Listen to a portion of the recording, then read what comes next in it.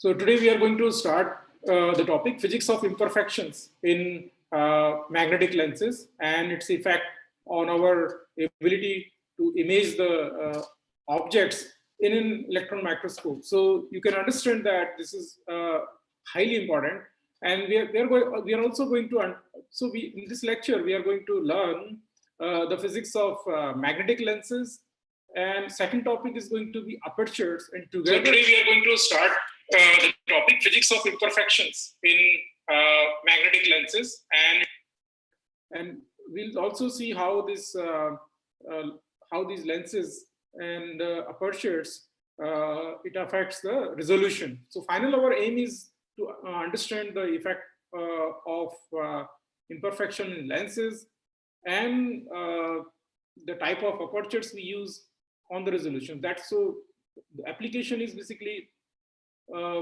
resolution, and resolution, the basic definition, we know that resolution depends upon two factors. One is theoretical resolution. We also call it diffraction limited resolution, right? All of you know contributions from Rayleigh criteria and Abbe criteria. I think all of you know that these two contributions, which decides the resolution limit, and we calculate that roughly by lambda by 2, but we'll look at a much better equation today, and we'll also understand that how this theoretical limit or diffraction limited resolution is affected by imperfection in lenses. So let us understand the geometrical optics first. So because most of our terminologies as well as our the way we visualize the whole thing is in electron microscope is borrowed from geometrical optics, though it is not true, but it just helps our life actually. I repeat that a lot of concepts we have borrowed from geometrical optics, but it is far from true in electron microscope, but it serves our purpose. And then first we'll for example, drawing the lines and optic axis and also all sorts of things, the electron traveling in straight path, those concepts are all wrong, but it serves our purpose. So so we'll look at all this story today, and it is very interesting thing. So let us understand the differences between lenses of a visible light microscope and transmission electron microscope. We are well aware of visible light microscope. We know that in visible light microscope, all these lenses, which are made of some kind of a glasses, they have fixed focal length, and we need to move the lenses up and down mechanically. You know that, including in your digital SLR and any other microscope, telescopes, basically lens movement has to be done all the time. Nowadays, there is a motor to rotate in your digital SLR. Okay, and but you have to do that because for three things: you want to focus on certain objects, and you want to magnify, or you want to demagnify. Those are the three things which you wish to do. And also you sometimes change the aperture also, because aperture basically decides the clarity of the image and how much light can come inside. The larger the aperture, more light beam can come inside, right? And your field of depth is reduced with the larger aperture, okay, because angle of collection is larger. But in also we when we look at higher magnification in visible light microscope, we choose mostly stronger lenses, and we'll see that in electron microscope many of these definitions are completely reversed. In optical microscope, we look at the focus. Actually, we want to focus the beam. In electron microscope, we want to defocus the beam. Actually, we get better images when we defocus the beam. Okay, and the second concept is that we do not need to physically move the lenses. We can just strengthen the magnetic field. We can pass more current, or we can reduce the current which is passing through these magnetic lenses, which is essentially a coil, copper coil wound over a soft magnetic core. Why it is soft? Because when we reduce the current to zero, we want the magnetic field to be zero. If it is a hard magnetic material, so we will have a remnant magnetic field. We won't be able to, that's the disastrous. We want current to be controlled precisely and through a very good electronics, and also the lenses should not be, should give us a very stable field, and geometrically the field should be as uniform as possible. So these are some challenges which makes the electron microscope as sophisticated and as expensive as we know that they are. Another important thing, another important difference between visible light microscope and transmission electron microscope is that when you make the lenses stronger, basically your focal length reduces actually, which is quite different concept in comparison to our day-to-day experiences.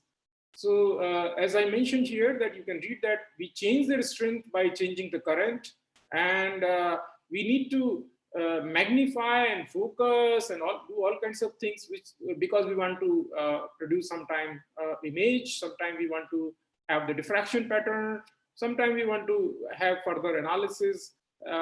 Apertures are very important part in controlling the amount of beam. As I told you that not all the electron which are passing through at certain angles are useful. You need to really cut down the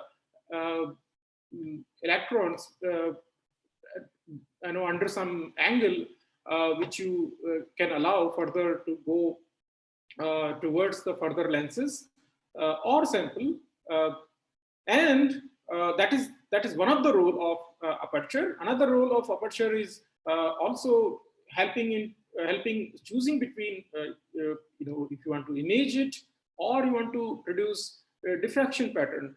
Yes, aperture plays a major role in your deciding the resolution of the microscope. I think you are aware of that. In the diffraction limited resolution, we had an equation. All of you are aware of that. What was the equation? D is equal to lambda. Basically, it was 0.62, whatever, 1.2. Sometimes we write, some people write times lambda, which is the wavelength of the radiation, divided by n sine alpha. You can write alpha, beta, whatever, it depends upon your terminology, but it is actually half angle. Okay, so n sine alpha. Alpha basically is decided by aperture as well as the lenses, both. But a lot of contribution of alpha will see the moment. So basically, your collection angle is decided by the aperture. How large is aperture? Larger the aperture, alpha will be larger, and smaller the aperture, alpha will be, collection angle will be smaller. And if you're changing the alpha in this equation for resolution, then basically you change D. Okay, so sine alpha. So if you make alpha smaller, basically sine alpha is equal to alpha in electron microscopy. As you are aware of that, the angles, diffraction angle or the scattering angles, they are very small, in less than 1 degree, which we are interested in. Elastic scattering, scattered electron, they scattered within plus minus 1 degree. So we can assume that sine alpha is essentially alpha, and then if we increase, so we can decrease D, which is our aim, by increasing alpha. So we'll see that in a moment. So further comparison. So another thing which we have to remember, that we draw usually in visible light microscope, we draw a traditionally horizontal light path, because that is horizontal setup. But here in electron microscope, you know that the electron path is vertical. Electrons come from top, the electron beam, and they basically hit the sample, which is few feet below. Another thing, when we draw the lenses, it's about analogy between, as you know, the light optics and electron optics. when we draw the lenses in TEM, they're all drawn as convex lenses. Please note that. And the lenses are basically drawn as very thin, lenses, very thin lenses. So which is as comparison to the as compared to the radii of curvature, right? All the electron paths are drawn as straight line outside the lenses. And we are assuming that lenses are perfect, and then we will see that what is imperfection in the lenses. We'll also see that these electron paths are not straight line. So we'll assume for our simplicity, and we'll go to the reality actually. How does the lens produce? Now question arises, how does the electron lens produces an image of an object? Many people are interested in this thing. Actually, we have covered this in earlier lecture. Now we'll repeat this thing. In a TEM, the object will usually be the specimen itself. Okay, so this is basically your object, which is your specimen, this orange or yellow bar which you see, and right, this is your specimen itself, or this can be image of that. So image, for example, this is your image plane, back focal plane. Suppose this is your image plane.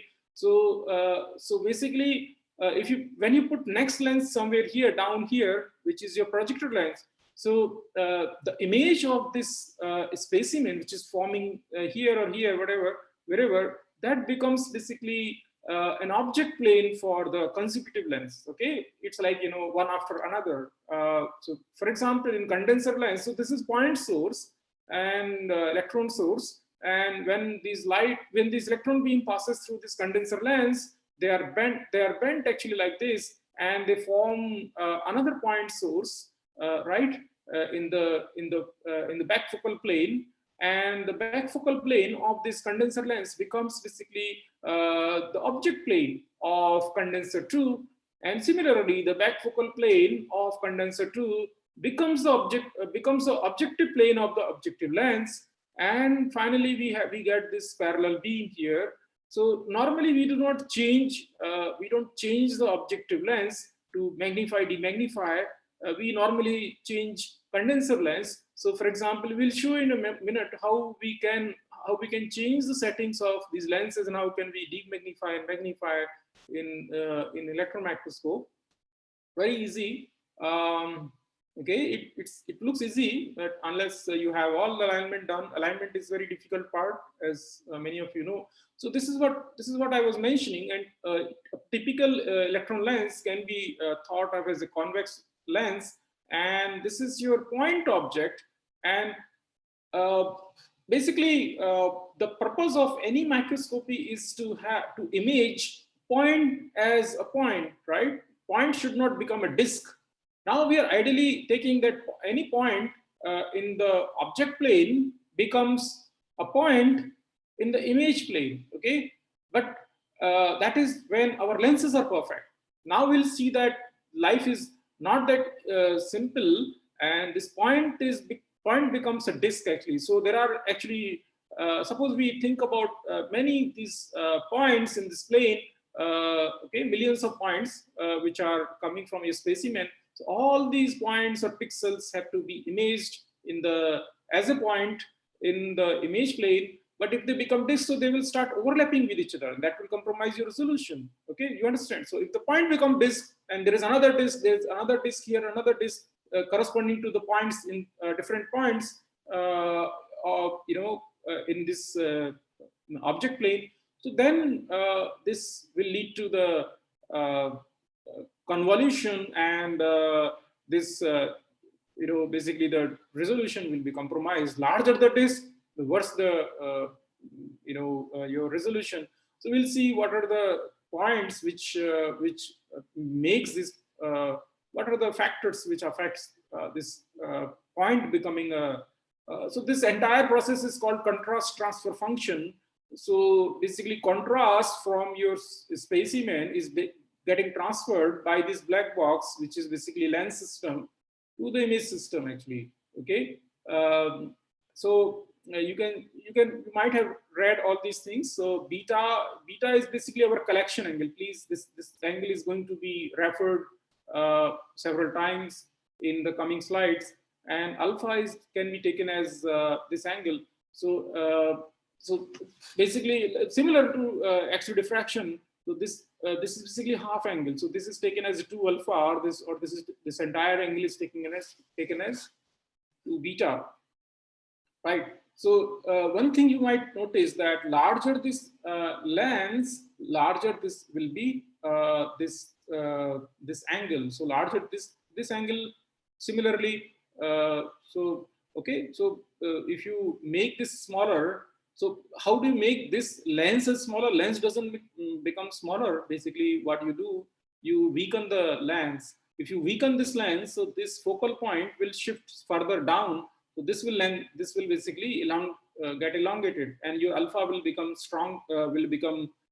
smaller, and that's how we'll see in a moment that we magnify or demagnify in electron microscope. So I mention it again that, for example, this is your object plane, and these are 2 extreme points in the object plane which has to be imaged, and this is your lens. And the terminology is what we will adopt, that this is your D0. This is basically your lens plane, okay, plane of the lens. This line, gray line, is basically your lens plane. Very simple, actually. It's not complicated. So, and this is your object plane, where a specimen, any object plane can be anything, right? It can be your specimen, or it can be the back focal plane or image plane of your lens up there. Okay, fine. So this distance is D0, okay, and the rays which are emanating from here, we are calling it rays because of its ray diagram, but you know that it is, we don't call it as rays. It's either electron wave or electron as particle. So please notice the change in my language today. Okay, I'm using this ray and all kinds of terminologies, and so now you can see that these are from electrons from here can diverge into different direction, and all these diverged electron, for example, electron coming straight parallel here will basically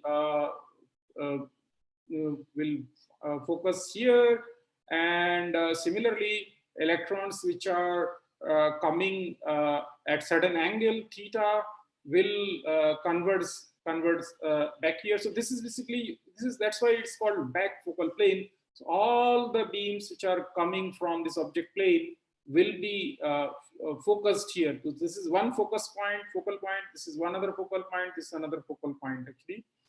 You can see that. And if you let them diverge, if you put a screen here, not here, if you put a screen here, so that this is called your image plane. This is your DI. I stand for image. And so, okay, so this is image plane is, these dots are not basically points. Actually, sometimes they are, as I mentioned, that they are basically, it's also called Gaussian plane. Actually, we'll see why.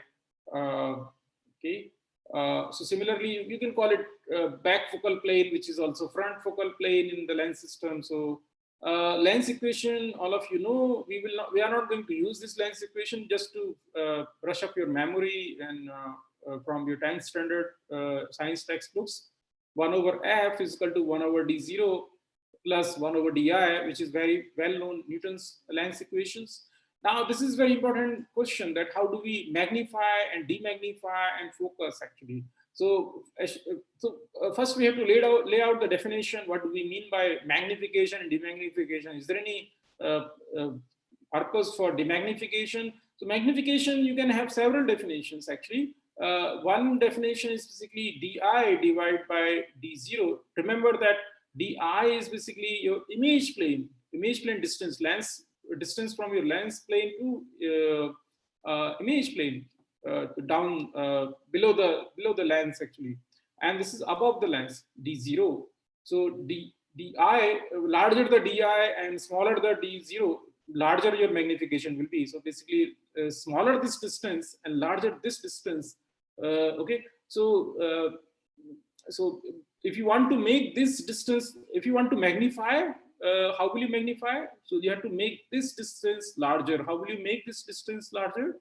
So you will make this lens weaker. So this focal point will start shifting downwards if you make this lens weaker. Please remember that in electron microscopy it is opposite.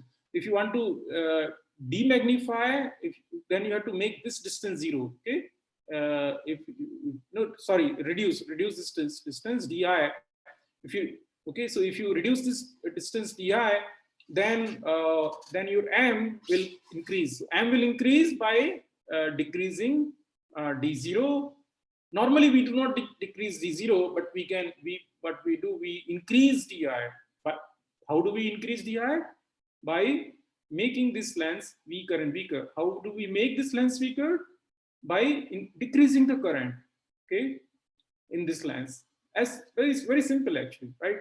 Another way of writing is through the angle, which is approximately true actually, because these angles are so small, so you can write it very easily in electron microscope. So you can say that this is beta divided by alpha. So when you make this lens weaker, so this point will start shifting. So you can see that these lines will start becoming more and more parallel, and alpha will become smaller. So that's why the alpha is here. So alpha, smaller the alpha, larger the m. So either way you can remember this. Okay. So stronger the lens, okay, in the image plane below your specimen, your magnification is weaker. So that's how you can control the magnification very easily. Okay, and after that you can put another lens, projector lens, P1, P2. You can keep on magnifying it. Okay, because so you can put another lens and you can make the object plane of that another lens as this point. Okay, so that lens will collect the rays from this point and further magnify. You can keep on doing that a couple of times. So that's how it works. Both these things I have already covered. Demagnification is very important because we want to when you demagnify, you are basically focusing. Your focus becomes much more sharper. You're much more pointed when you make the lens stronger. So basically you are converging actually at a smaller point. So that's why you need demagnification. So so you need demagnification to get smallest possible probe size actually. Okay, let's move further. So this I have shown in previous slides also. So I have copied it here again just so that you don't forget the entire, because this is our guiding schematic. This is your filament, Van Alt cap, then there is anode, and then, for example, this is electron gun, thermionic or field emission. After that, you have this couple of condenser lenses, right? There is an aperture here. There is a stigmator. We'll see maybe in the next lecture. So beam deflectors and another stigmator. Okay, condenser aperture is there, and then objective aperture. Selected, these three apertures are primarily important: condenser aperture, objective aperture, and selected area aperture, which decides your SAED. And then you have, as I mentioned, that you have projector lens 1, projector lens 2. Finally, you get the beam down to viewing screen, or you have a CCD camera here. Okay, so this I have already explained. We'll move. So finally, you magnify to the limit that you start getting these clear diffraction fringes, what we call atoms. These are not atoms, but we assume that they are atoms. Actually, these are basically what they are in the real space. These are potential distribution function. Actually, they are basically show the Coulombian potential is higher or lower. That's how we get. And that's what we get. Okay, so this is schematic which describes how weakening or strengthening the lenses can make the focal length smaller or larger. So you can see that f2 corresponds to this image plane 2, and f1 corresponds to this image plane 1. Okay.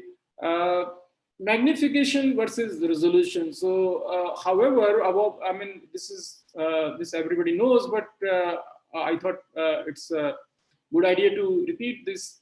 Do not confuse between magnification and resolution, because there has to be information. There is something called information limit in microscope, electron microscope. We'll see in the last lecture, probably last, depending upon how, see, many people are writing email to me, and please keep writing email to me, because it helps me a lot to design the next lecture. So all your wish list should be emailed to me.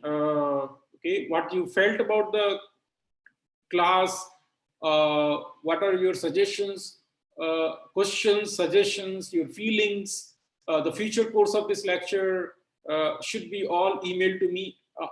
You know, after every lecture, if you can email me, actually you're helping me a lot. Otherwise, it's like monologue actually. Okay, so it helps me. It also gives me a lot of energy to come here and teach today, being a vacation, and okay, it gives me a lot of motivation. Your emails and your suggestions motivates me a lot. I also need some time motivation to prepare from the morning all these lectures. It's, you know, that it's sort of hard work. It's not easy to keep things in order. A second thing which I wanted to mention today, a very important point, is you have to also tell me, I mean, approximately the number varies from today. The number of participants is 35, and it fluctuates 35 to 55 depending upon the day. Today being the holiday, Eid holiday, many people are missing. But remember that many times more than this number, people are getting advantages offline. Actually, they, after the lecture ends, they look at the recording. So you have to worry about their benefit also, that they get entire flavor, and the responsibility rests upon you and me both to make this lecture as rich as possible with question and answer. So keep asking questions also. That is another point which I always mention.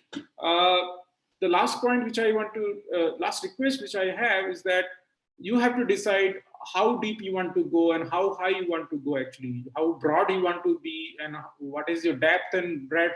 You have to tell me. Some people wants to just, it depends upon your stamina.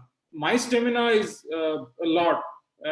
You have to tell me how much you can handle, because many students start huffing and puffing just after reaching Everest base camp.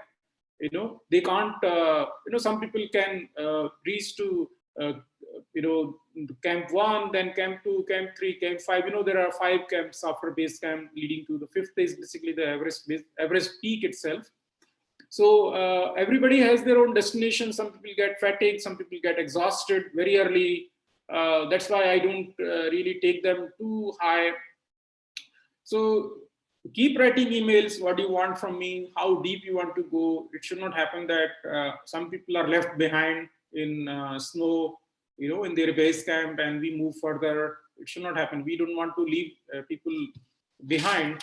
And while we are climbing Everest, actually, it should not happen like that. We have to take everybody along. So I hope you got this message. I move further. Okay, there was one student who wanted me to explain bright field and dark field and all those concepts. Let me repeat, because I have repeated many times, but it's always good to learn it again and again. So what happens, basically, you have this specimen which is allowing electrons to go in the forward direction, which we call undiffracted electrons or 0, 0 diffracted electrons. And there are electrons which might be diffracting at certain angle, Bragg angle theta.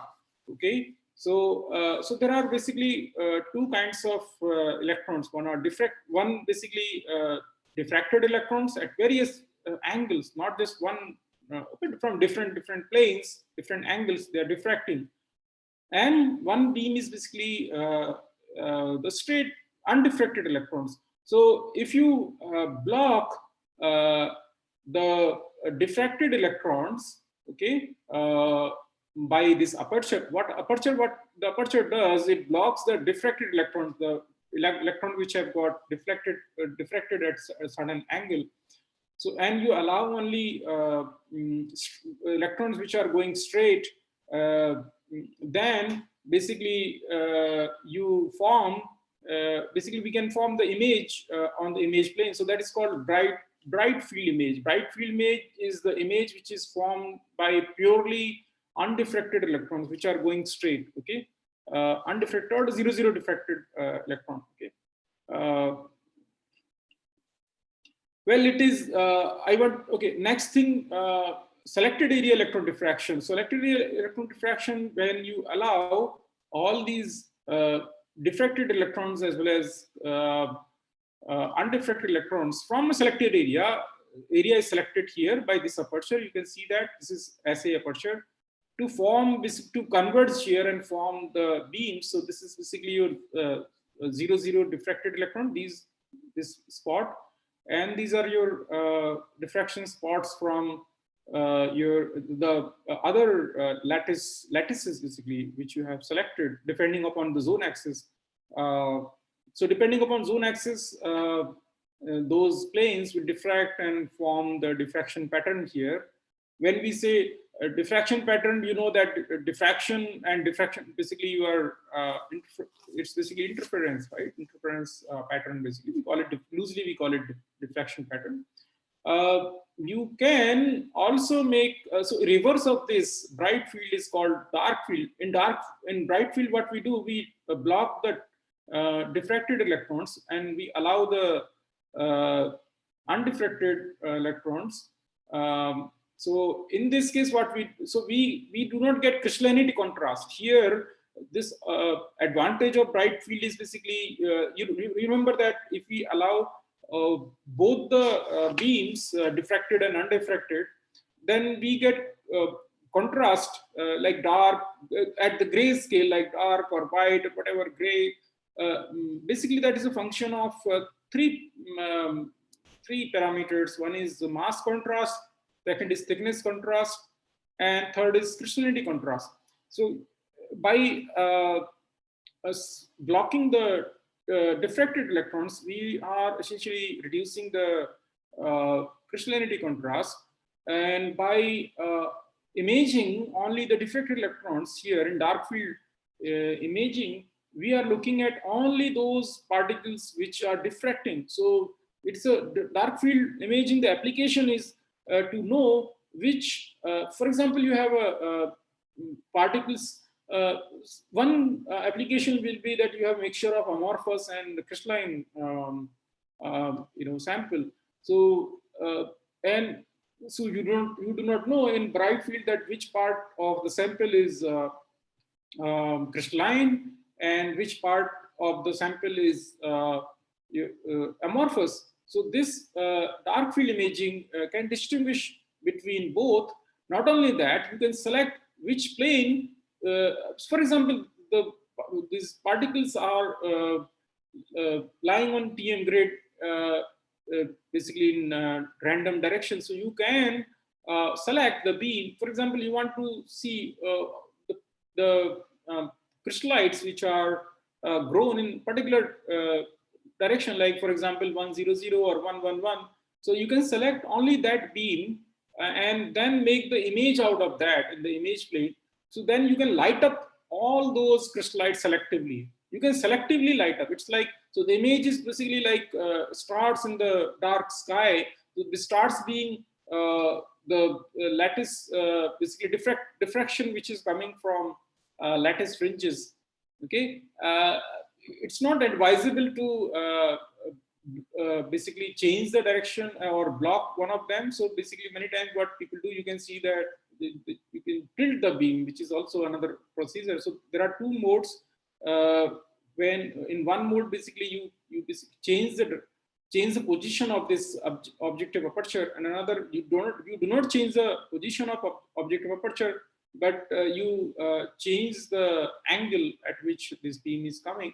So fourth mode is basically, fifth mode is, there are several modes, you can call it fourth or fifth, whatever you call it.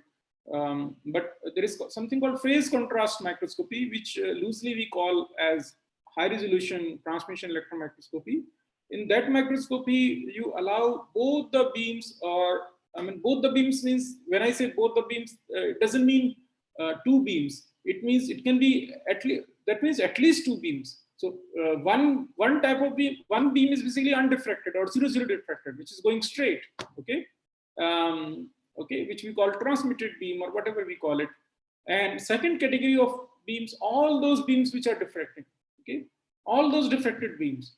Out of that, you can select one or two diffracted beam, and you can let them interfere and make the image out of that. So image is formed based on the phase difference in those two kinds of beams. Basically, it's called two beam approximation.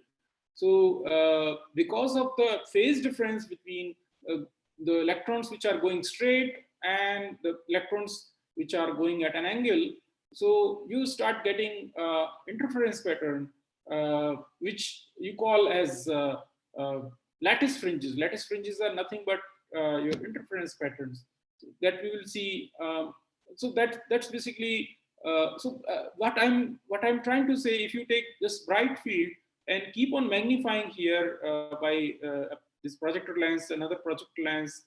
So the question is that, do you get the lattice fringes? Never. You can never get lattice fringes by excessive magnification of any of these modes. Actually, any of these modes, magnification of any of these modes will never give you lattice fringes. Please note that. If you have any question, you can unmute yourself and ask the question. Okay.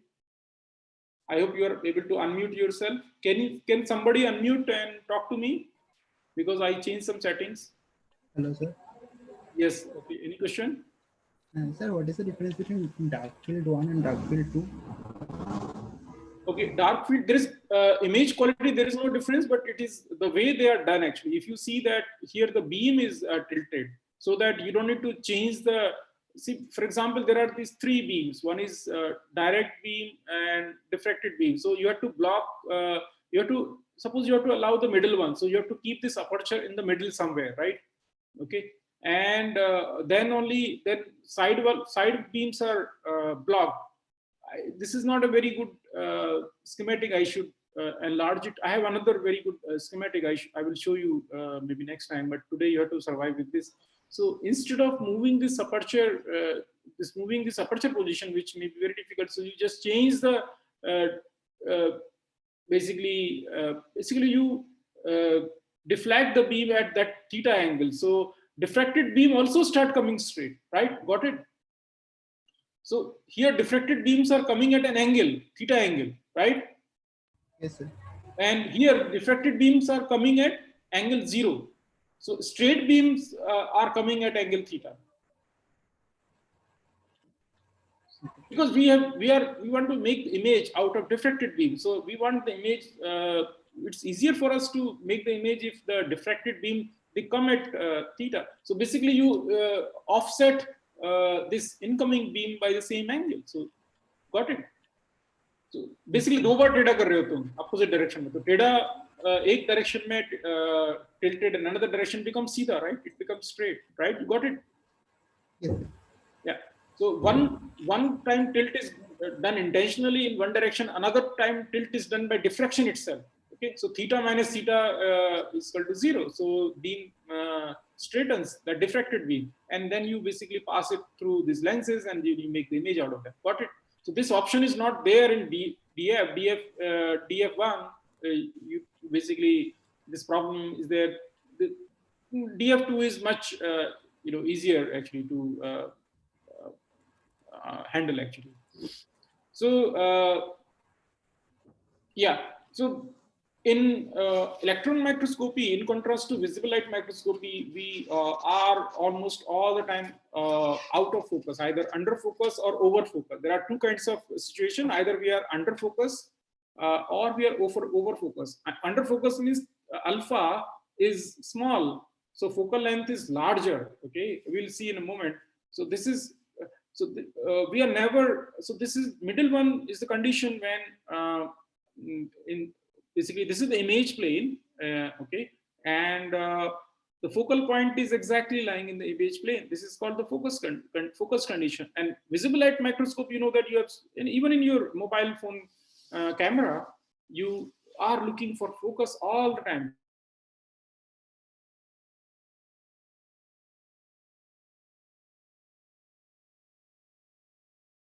Without focus, you're actually.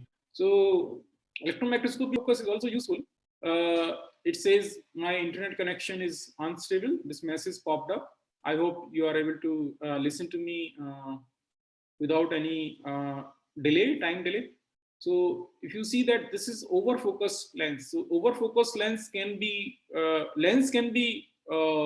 made to overfocus by increasing the magnetic field here. If you increase the magnetic field of this lens, then this focal point will start shifting upwards. If you make this lens weaker, so this focal point starts shifting downwards. So here this alpha 1 is much larger than alpha 2. So advantage is here basically you have this point will become much sharper. This focal point will become a disc actually. This will become much larger. Same thing happens in your mobile phone camera. If you, instead of that, you can look at when you change different lenses and you change different apertures. So that's what you do. That's why you have 3 lenses these days in your mobile phone.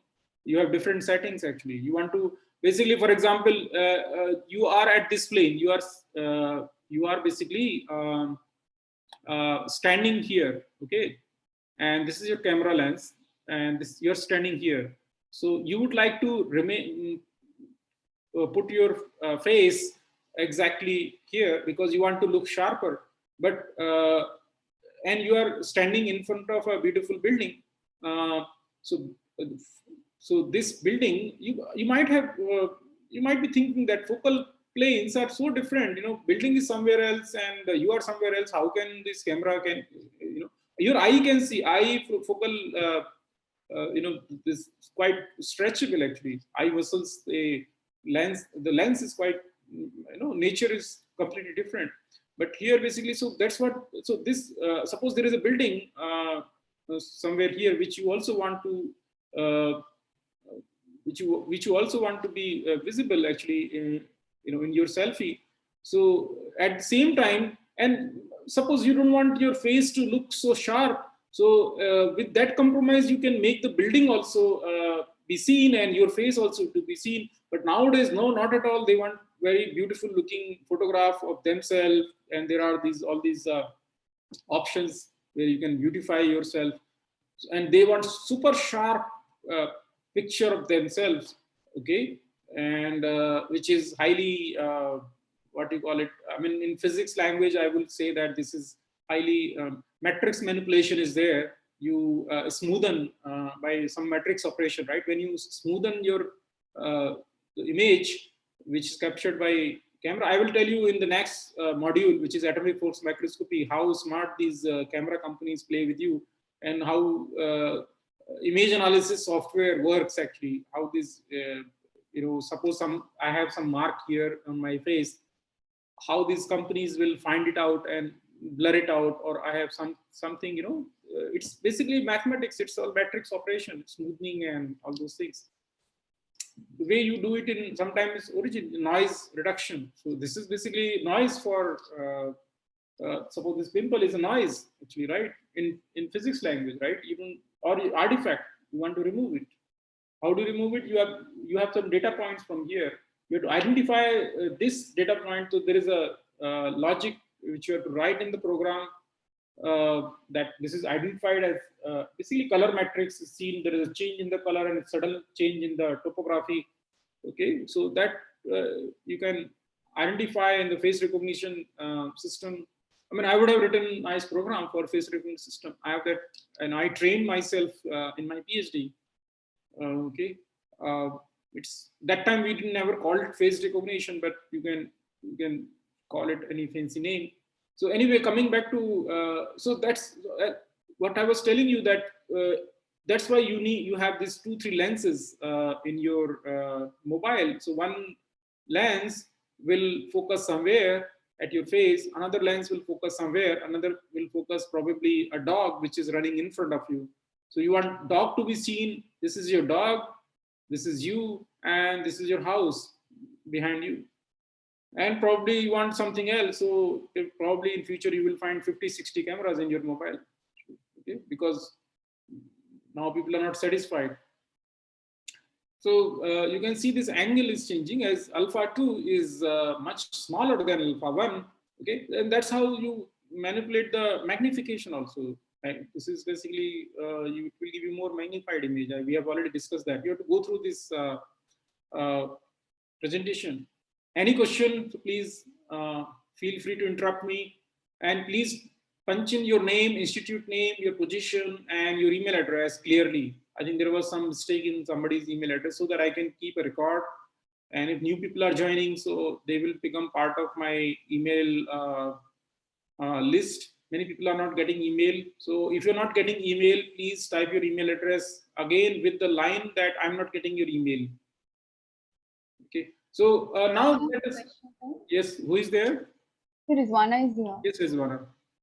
Sir, my question is how the image is different from how a formed image is different through a optical microscope and through a electron microscope. Of course, I know that this is through electron beam, so the resolution is high, everything is okay. But here, due to light and resolution is low, due to visible light wavelength is very high.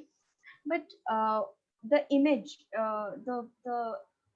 what we call that, the character of the image, what is the difference in between the electron microscope and to an optical microscope? What's the? Can you repeat the first part of your question, the first line which you said? Because your voice is a little bit weaker, so can you repeat the question in a more crisp language? I'm not able to understand your question. Rizwana, can you hear me? Hello? Hello? I'm not able to hear you. Hello? Yeah, please repeat your question again.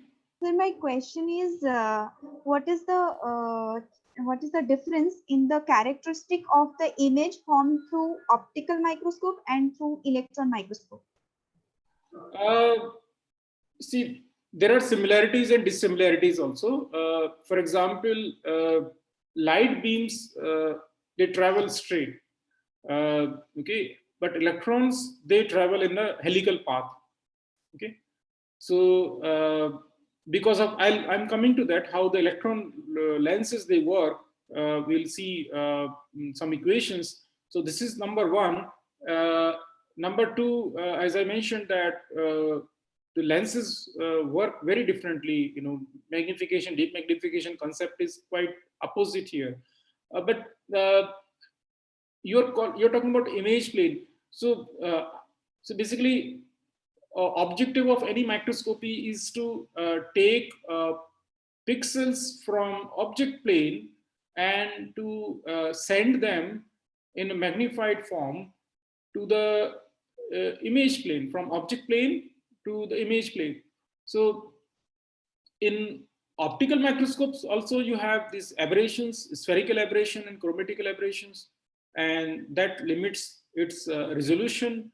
But in optical microscopes, the aberrations have been controlled to quite an extent by perfecting the glass, and ceramic science, that we can make more perfect glasses aberration free. Chromatic aberration has been perfected. You can take monochromatic light and lenses which do not have lambda dependent refractive index. You are from optics area, you understand, right? Cauchy's dispersion equation, you know that?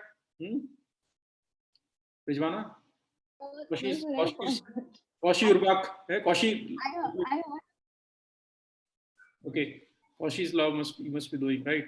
So it should not, it's anyway, coming back to your question. So so here in electron microscope also you have different kinds of aberrations, and So terminologies, we adopt the same terminologies in optical microscope and with electron microscope, but with a lot of changes are there, okay, which I keep telling you time and again in this slide.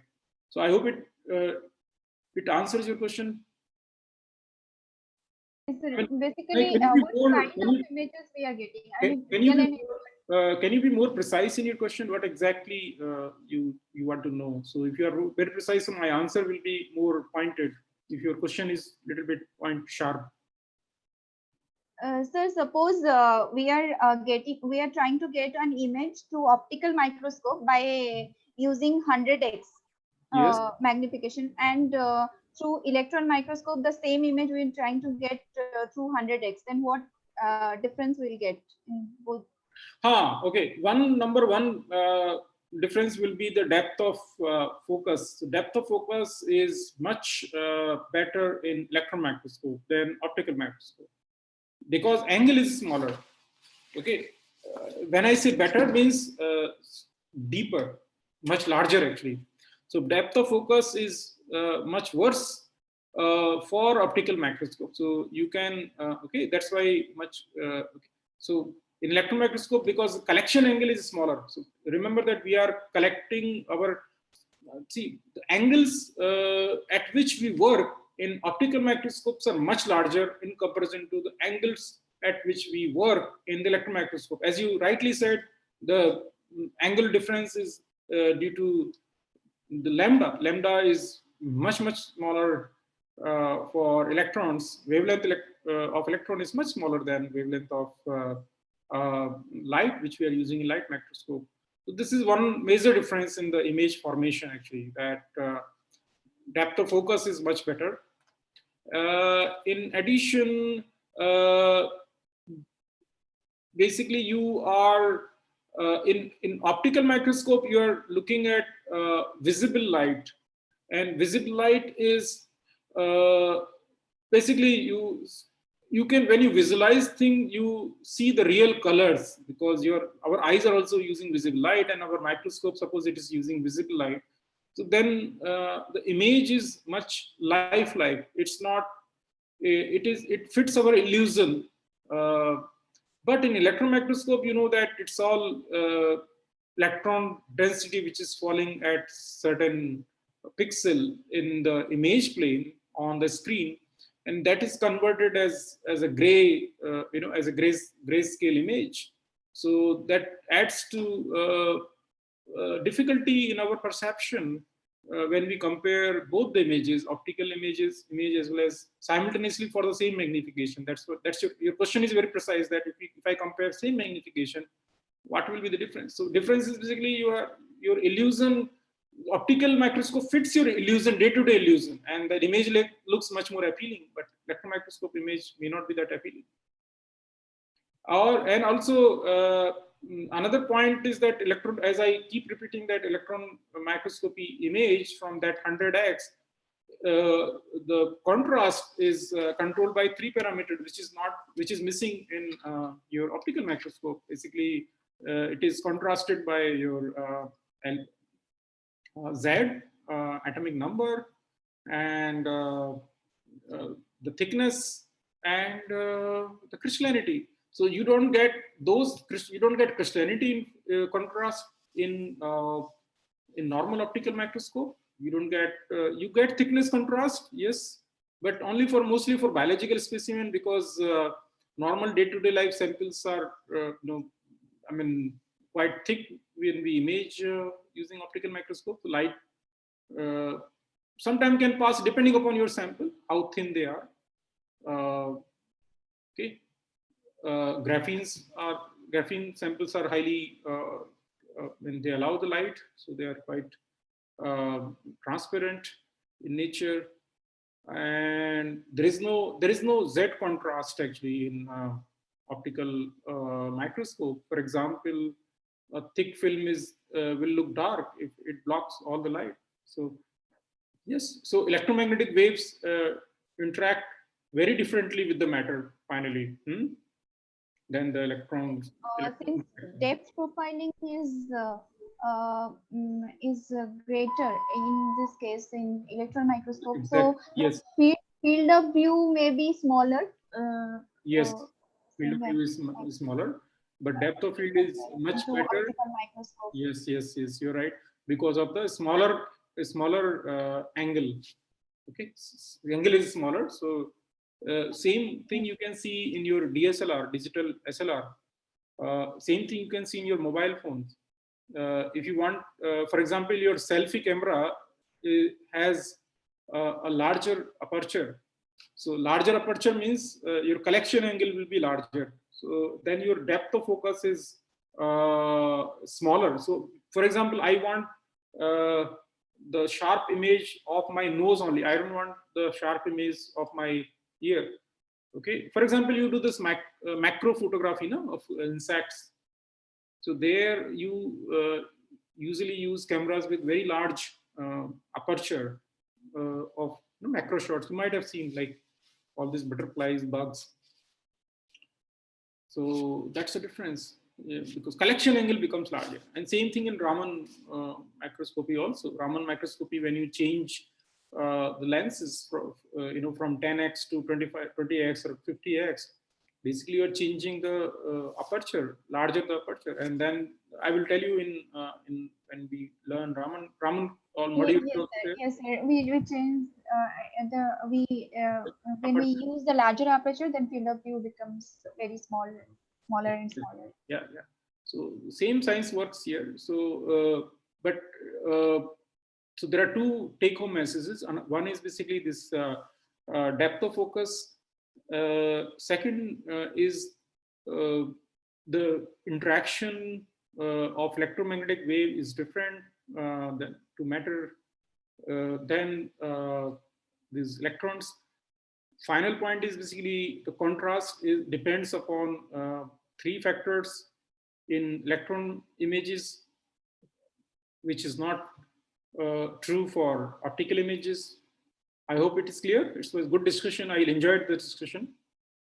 Yes, sir. One more thing, that if we would able to design an optical microscope, suppose in future with very high magnification, is as compared to hold on. It's okay. Hold on. Very interesting. See, I would like to, remind my NCL, my own student of NCL or my class, that what Rijwana is asking now. See, traditionally, what question you're asking, I asked in the first lecture of my class, that in future this might happen. So I asked the students, what will be the future of microscopy and spectroscopy as a whole? Not I don't limit to optical microscopy or this microscopy or that microscopy or this spectroscopy. It doesn't matter at all, because finally the purpose is to you have a wish list of future. I want to see this top-end instrument to investigate the matter at extreme length scale, time scales. You are sitting here, and yesterday, I wanted to watch a movie because I was not feeling well. So I watched this Interstellar, right? So, I mean, can you examine another planet sitting here? I mean, now also we do using infrared, mostly it is all chemistry, infrared chemistry. So this is the question which I want this question. So I welcome. Okay, please go ahead with your question. Bombard. Yes. So if we use some smaller wavelength and we're able to make such optical microscope which is comparable to the electron microscope, then which one would be better? This is an exercise, Rijwana, in my class. This is second question. This is an assignment in my class. This the second assignment actually. And I asked the student. Actually, there is one student from last batch, Monica Galawat, and she got provoked. Actually, I like provoking students. Actually, intellectually provoked. Actually, she got intellectually provoked, and she sent me an article.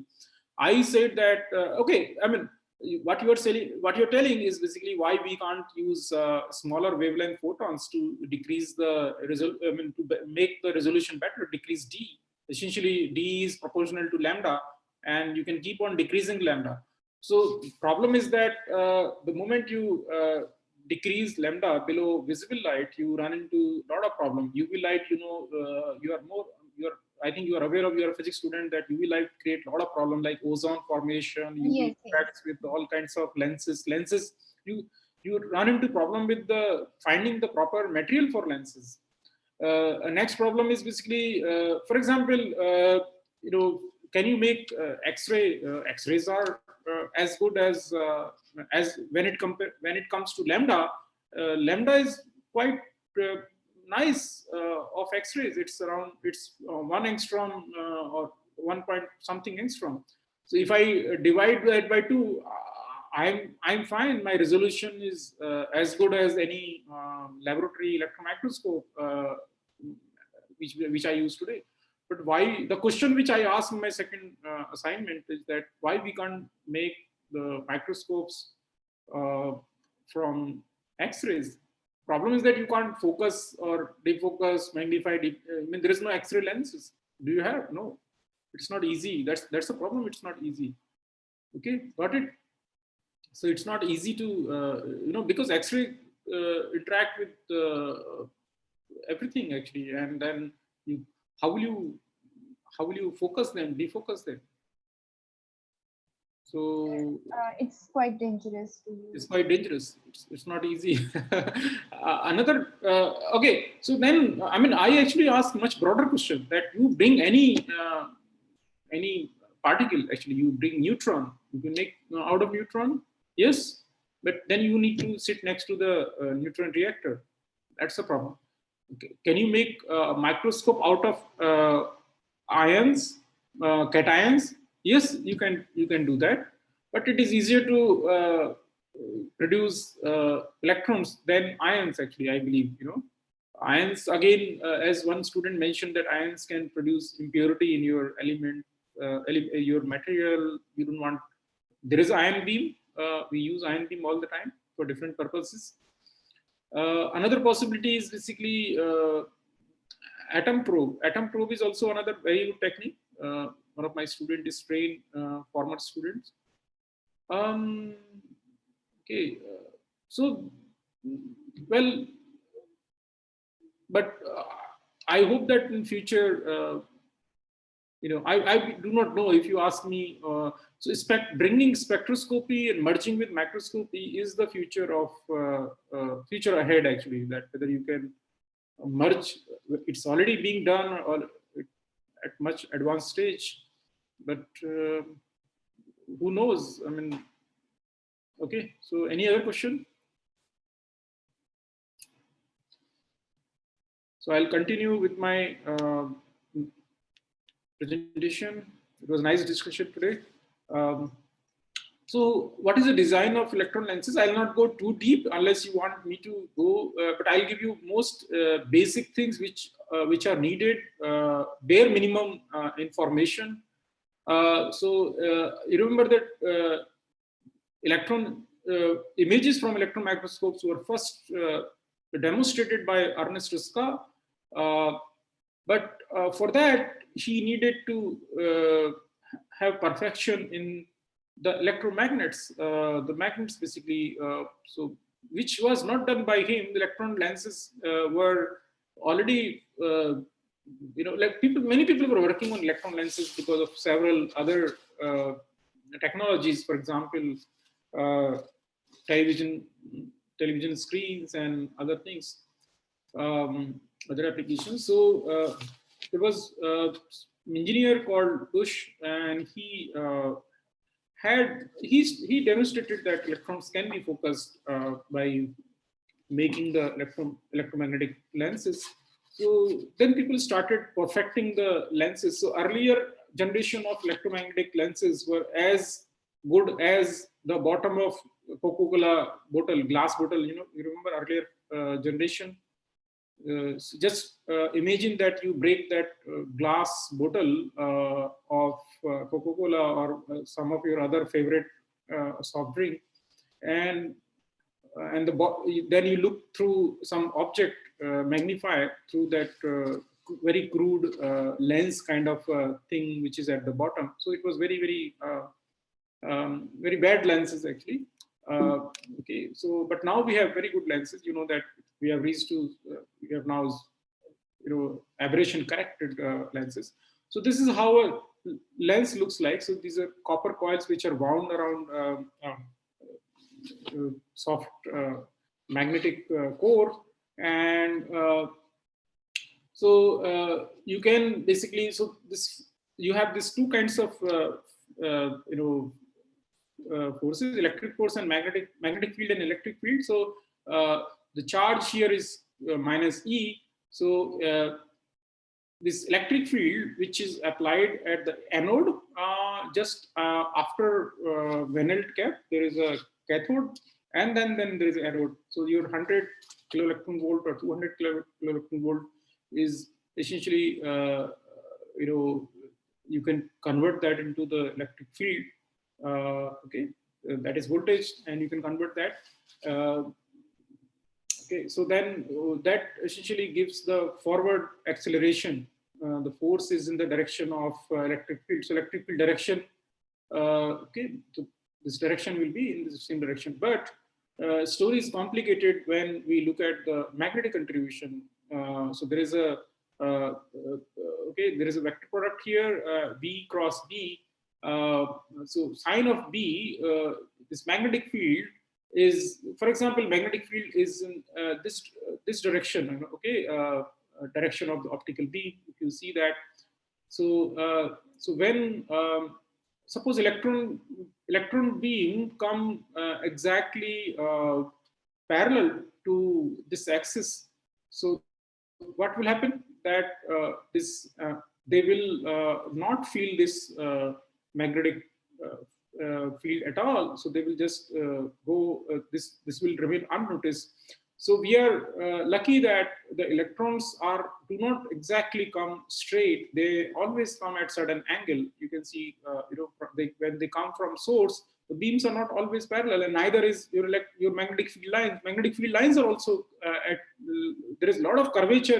That field lines inside this field lines are all like curved actually. So there are a lot of these curves in the field lines, as well as the electrons are curved. So finally, there is an angle between magnetic field and this electron this velocity vector. So there is an angle theta okay, here. So this velocity can have two components, V1 and V2. V2 is parallel to the direction of magnetic field, and V1 is perpendicular to that. So this perpendicular component actually gives it radial, basically push actually. Okay, this starts taking helical path, and this another component V2 is basically, suppose you have this after time TC. So you can see that V2 TC basically this basically gives it force in this direction, and this force is basically at the at an angular. So finally you have this spiral path. So that's the beauty basically, because you can, when you change the B, you can change the R. So R is changed by B. So you can basically, if you can control the R, you can land up either. So this electron which is starting from here, basically it's landing up here. So you can force it to land up here or here by strengthening the magnetic field B or weakening the magnetic field B.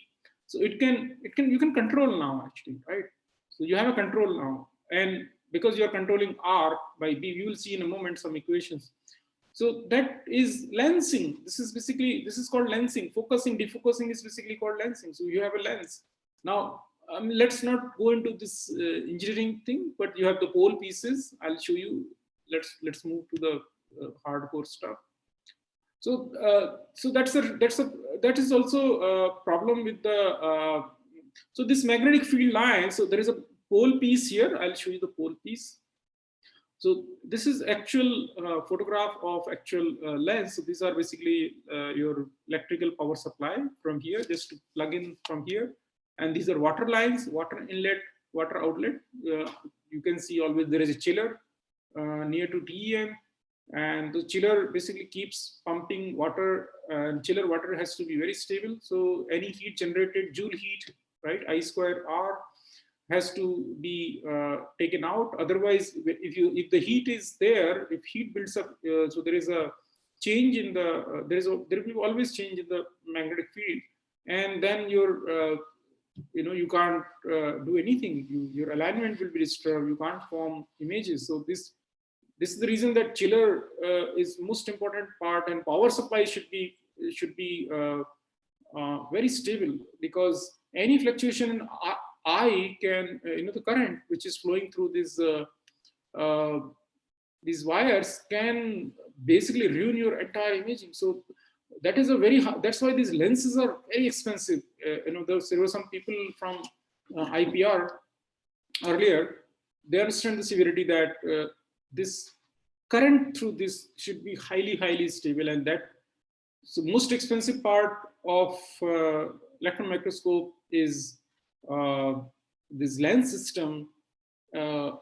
Okay, and power supplies should be very stable actually. So a lot of innovation goes there. So this is the pole piece which one fits here, another fit at the bottom, and this is the hole through which the electrons come out. The future of TEM is basically superconducting lenses. So these lenses can generate very intense field, 100 Tesla compared to the maximum of 2 Tesla in electromagnetic lenses, which are very promising for forming much finer probes and very high energy electrons. So then aberration will be very small, and you can make much more compact transmission electron microscope. Many times I ask this question: what is the future of transmission electron microscope? So the answer lies here actually, that you can whenever we have a capability to make better wires, then we will have this day very soon that we will be. So this Lorentz force, basically, the Lorentz force, so I'll not dwell upon that. So finally, the force is basically EV B sine theta. So EVB is basically you have this MV this square divided by R. So your radius of this is called cyclotron radius is proportional to the velocity and inversely proportional to B. So if you make this lens stronger by increasing V, so your R becomes smaller, and R becomes smaller also by reducing the V, which you never do actually. You don't play with the V. You don't change the beam voltage normally. You just change the magnetic field. Okay, so there is one. So to give you an idea, for accelerating voltage of 100 kilo electron volt, and the field coming from lens, if it is 1 Tesla, so the cyclotron radius will be less than 1 millimeter, which is quite small. You can understand. Obviously, electrons are basically traveling at very high speed. So you have to put the relativistic corrections in mass as well as wavelength. Considering that, you can modify this equation for cyclotron radius.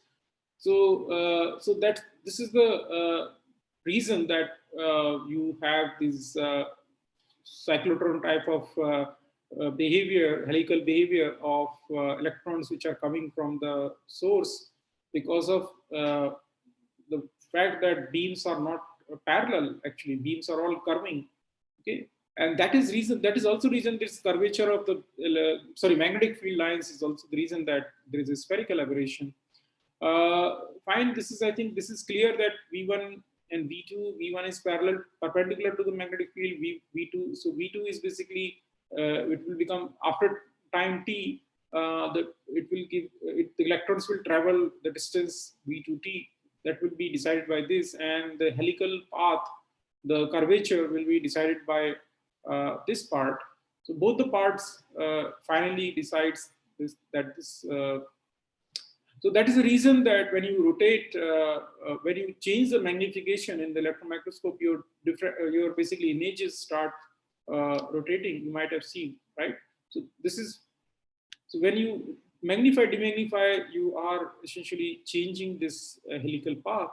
So that is the reason sometimes electron lengths appear or sometimes electron lengths appear. So basically you get the impression that the image is rotating because it depends upon where the electron lands up. So I'll stop it here, and next part is very important, aperture and diaphragms. And on Wednesday we will finish this, and then we will modify our equation, and we'll see, we'll get some idea about, on Wednesday we'll get the idea about real microscopes. When you buy a microscope from a vendor, you basically ask what is the CS value. So we'll see what is the spherical aberration coefficient and how it affects the resolution of a microscope. And it's very easy, very simple equation, not very complicated, very easy. And please keep dropping emails so that I get an idea how deeper you want me to go, how much is your stamina. Okay, I can cut it short depending upon you. Okay, I can go very deep. I can go to quantum mechanics also. I can go very, very deep actually. I mean, if more deeper I go, your further journey will become smoother in any area actually. Okay, so let's invite some questions. Open the lines, unmute yourself. Nilu, question? Nilu bhai? Yes, sir. I have no question.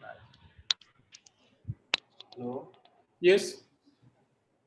The theoretical resolution limit and how does practical resolution limit get affected by spherical or chromatic aberration? Okay, so that is the point of Wednesday lecture actually. Wednesday, my focus is going to be on that. And I will tell you very beautifully that basically this beta, which decides the aperture collection angle, works up in opposite direction. For example, in theoretical resolution limit, smaller the beta, larger the beta, better is your resolution, right? Okay. Is inversely proportional to beta. Beta niche aata hai na? It comes in the Beta by alpha. Alpha, whatever you call it, alpha, beta, whatever you call it.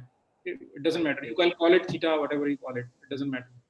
So larger the angle, better the resolution. Got it? In theoretical resolution limit.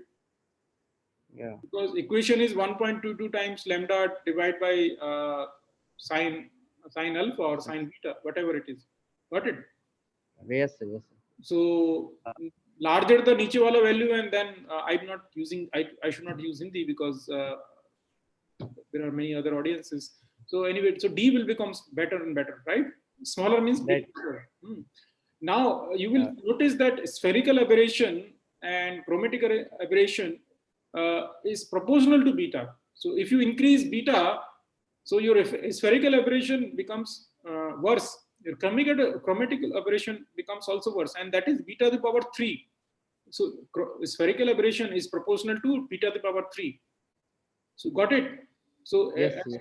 So we will find out what is the optimum beta to balance out, because we don't, if we at one hand we want to make beta so basically larger, but theoretical resolution limit is too high. If you didn't attend the earlier lectures, but theoretical resolution limit is in picometer actually. So we don't need to worry about beta from the theoretical resolution limit angle. We have to worry about beta from the spherical and chromatic aberration angle, because that's what we have to control, and that is going to be the wonderful discussion on Wednesday. We'll give you the equation, and we'll give you the practical application. It will guide you to buy a microscope in future actually. So we'll tell you how microscopists, when they come with the brochure, how they fool sometimes that okay, you will not get fooled if you attend next lecture. You will become wise actually in buying, because you will know the basics actually. Okay, sir. What is the one more question, sir?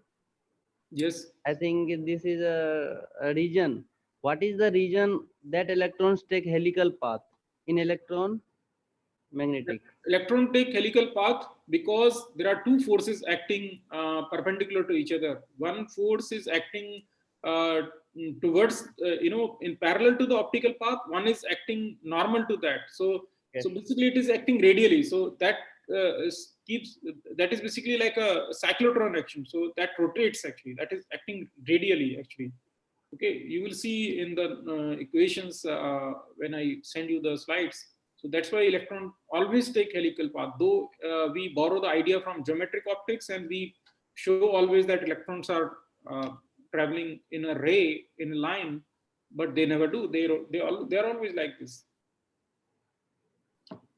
Because magnetic field and magnetic field lines and electron electron direction of the electron traveling, they are not parallel to each other. They're at an angle always. That is the reason that you have these two component, V1 and V2. V1 is equal to V sine theta and V2 is equal to V cos theta. So that's the reason that you have this helical motion. Okay, sir. Another Thank you, sir. Another question. There are many new people also. Yes, please keep asking questions. We have some time, 10 minutes. Sarvani, you asked some questions by email. Can you unmute yourself? Sarvani Jo Khanam. Sir. Yeah, to answer your question, I'll send you some papers. See, I normally do not teach STM because I told you the stamina problem. So if you are interested, so I can teach separately in a module for people who are interested. So many modules this time I may teach. So see, this, whatever I'm teaching now is compulsory for my class student. STM I have removed from the syllabus long back because they are chemistry background student and normally they do not require STM. But I will offer as a separate module for only for the people who are interested. STM. Yes, sir. Yeah, only for the selected audience, and it will be optional for my class student. They can join, they may not join, but I will encourage them to join because lot of information I'll be giving, which will help them to understand the science of catalyst. Actually, I'll give examples, so knowledge is never wasted. And if you are physics student, then you should not miss that anyway, because a lot of quantum mechanics will be there, tunneling and all those things which are essentially part of physics. But for chemistry student, it will be optional. Ananya, how are you doing in Chennai?